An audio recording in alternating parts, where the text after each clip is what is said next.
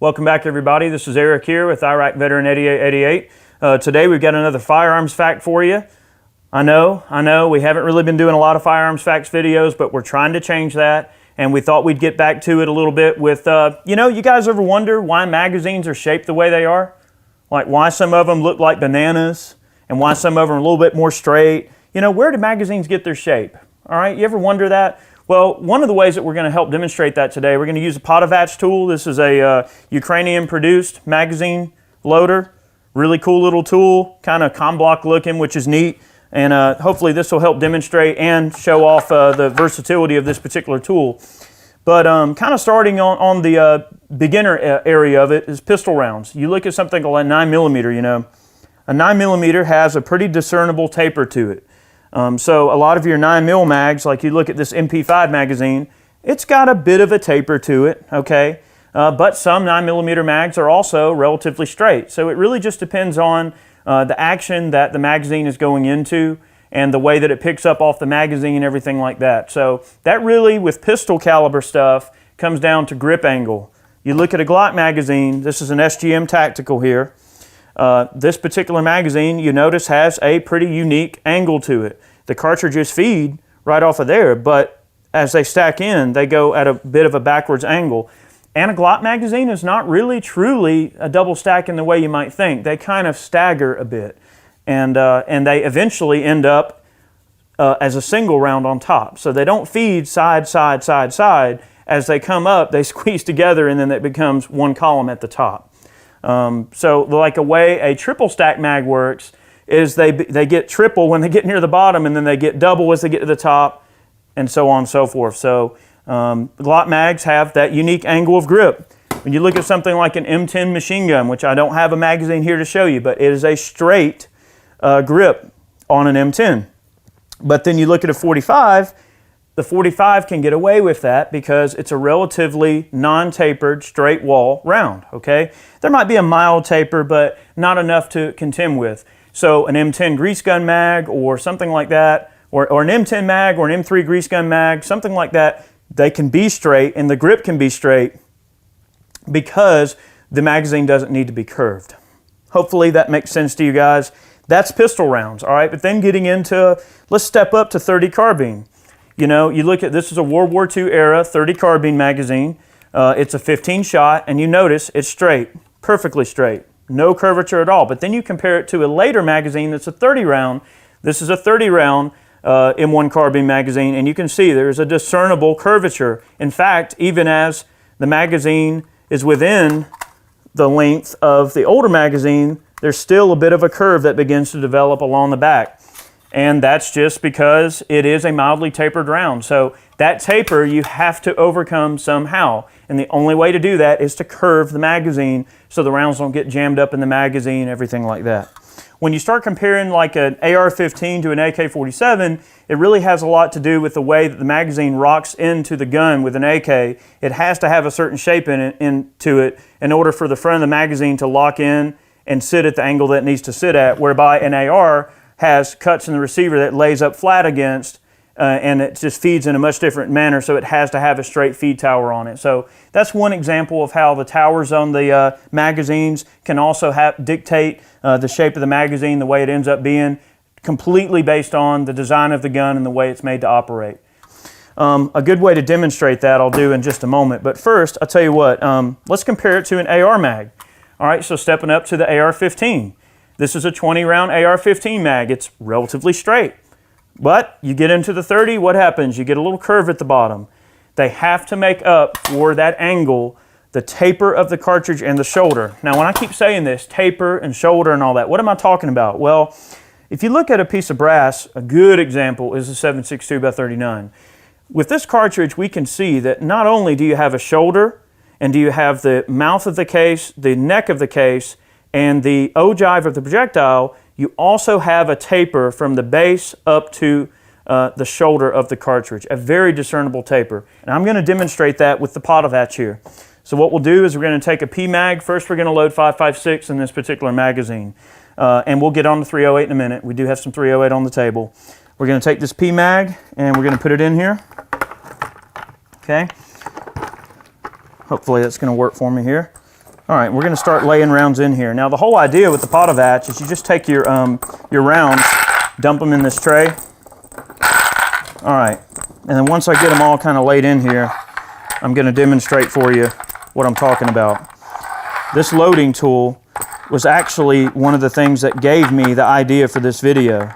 Because when I was loading it, it really does, when you're using this tool, it really does demonstrate that phenomenon quite well. All right, you can pretty much see the angle that those cartridges kind of find their way in there. And that's makes sense because you follow the angle of this magazine and it really does make sense that those rounds are going to go in there just fine. You've got just a slight forward angle on an AR-15 magazine to make up for the slight taper.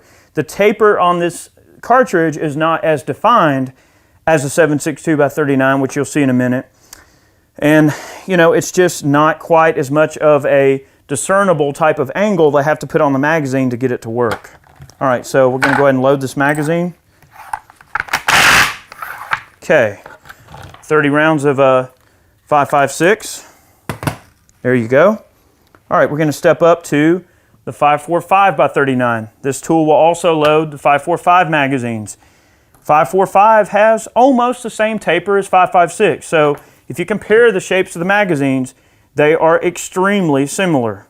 Might be just a little bit more taper on the 5.45 than the AK mag, or AR mag there, I'm sorry.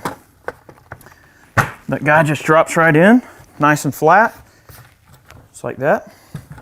And there's actually a cutout in the tool for the magazine catch lever on the back of the magazine. This particular tool tends to probably load like the ComBlock stuff a little bit better than the AR magazine, but that's just an initial observation on my part. All right, so lay the rounds in there. All right, drop and go. 5.45x39. This is a great cartridge, by the way, in my opinion, my humble opinion. All right. Hopefully you guys are learning a little bit of something here and enjoying yourselves. I hope I'm not boring y'all today.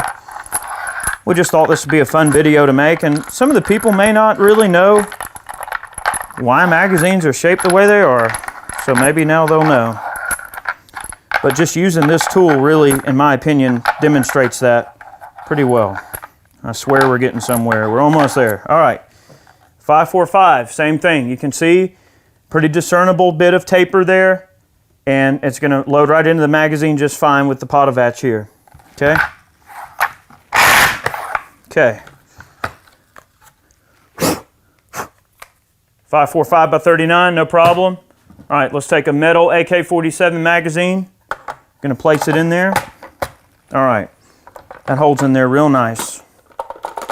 Okay, 7.62x39 is really where you're going to start to see some really big curvature in the magazine. When everybody thinks curved magazine, or when someone thinks a banana clip or any of this kind of mess, you know, there's a lot of that funny terminology gets thrown around. It's usually due to the AK-47, and there's really no way to get around it. If you look at a 40 round AK-47 mag, it's still curvy as heck. It just keeps on going. So that curve just rolls on around. I mean, you could even do it for a 100 rounder if you want. There's a couple of gag magazines out there. It's just a big old huge curve. And it's like literally a toilet seat of death. It just has like that big curve to it. And the reason that that's there, because you just can't get around it. You can't get around the way these rounds have to sit in the magazine. All right, this is some Yugoslavian M67 ball ammunition that we're just gonna drop in here. All right. And one interesting point, you look at something like a drum, okay, 75 round AK-47 drum. Well, the drum itself, from rear to front, in terms of the thickness of the drum, is tapered a little bit. And it has to do that because even though the rounds only lay in there in like columns of 5 wide, they still have to have that curvature in order for them to not get hung up in the magazine. So instead of the rounds in a drum feeding straight up this, like this mag, they feed straight up, and then the bolt closes and slams them home or whatever. On a drum, they're actually spinning around and being fed up the tower. So, you know, that curvature has to exist in order for the rounds to feed right. I mean, you guys get the point, but I just want to show this off. All right, 7.62 by 39, that you can really see. I mean, that angle is spot on. I would venture to say that this particular tool was probably made with ComBlock magazines in mind, 74, AK-47, the little pot of that's here. But anyway, we're going to load it. All right, so there's you some 7.62 by 39. We use the tool here just to demonstrate that for you. Hopefully that makes sense. And one more quick thing, we're going to talk about 308. Okay, so then you're getting up into 7.62 by 51. Now, 7.62 by 51 or 308, it is relatively straight from the shoulder down to the base of the cartridge. It has a mild taper, but not enough to really matter. Most of your battle cartridges like this, or battle mags that take a cartridge like this, are generally going to be 20 rounds. So that's why you don't really see as many, 30 round, 7.62 by 51 or 7.62 magazines.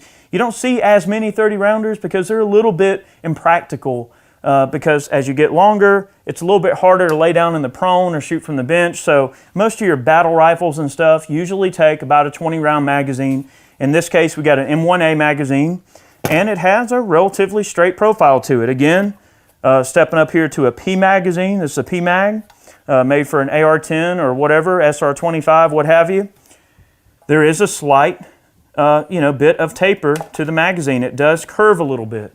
And that gives you just that little bit of edge of feeding reliability because there is a mild taper on that particular case. Now, Magpul does make, I believe, I want to say a 25 round, and they might even make a 30, but I know they make a 25 round PMag for 7.62. And yes, it does have a mild taper. In fact, that might actually, no, that's a 20. But the 25 is going to continue that bit of taper down to make room for the additional 5 rounds in the magazine. So this isn't everything. There's plenty of other magazines out there. We talked about 9mm, 45, a couple of rifle cartridges. We didn't really talk about 22. Now, 22, kind of getting back down to the smallest creature on the table here. The 22 tends to really be a little bit of a different animal because it's rimmed. So when you have magazines that actually feed a rimmed cartridge, a good example is you look at the Mosin Nagant and the way that the interrupter system on a Mosin is made. Mosin has to be loaded a certain way so that the rounds don't, catch on the rims and everything like that. But a lot of rim cartridges have to have a pretty special magazine made in order for the rounds to not get all messed up. And the main thing is when the rounds load, you don't want to create a situation where the rims overlap in the wrong way and they get caught up and they don't want to feed. So a good 22 long rifle or 22 magazine is going to be designed where there's really no way that you can do that. For instance, this particular mag right here, as I load it, there's no way that those rims on those cartridges can get overlap with each other because you have to lower them before you put the round in there. So I lower it and I put the round in. What happens? This rim is on top of and in front of the rim below it. So it's really difficult to load this magazine in an incorrect manner. That's why you don't see 22 long rifle mags very often that just push in through the top. They push in and down so that they're always on top of and in front of the round below them.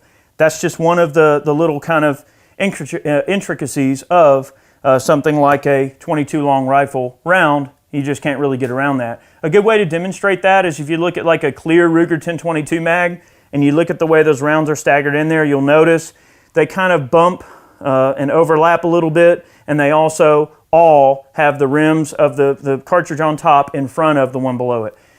So that's pretty much mags in a nutshell. Maybe you guys learned something. We wanted to make this video just because we thought it was a cool concept, playing around with the little Potovach here, the mag loader, and just giving it a try. That's a really great way to demonstrate, if the mag didn't need to be curved, the rounds would just lay in this machine straight before I loaded it.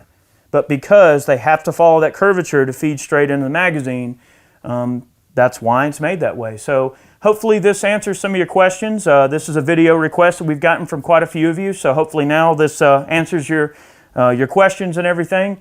Guys, let me know, is there a weird magazine that we should have had on this table that we didn't? Have you seen some really funky shaped magazines and you're wondering why they're shaped the way they are? Well, let me know, and maybe that's something we can do a video on at some point. We got a lot more on the way, many more firearms facts, gun gripes, tons of review work and everything. So we'll catch you guys next time. Thanks for watching. We'll see you.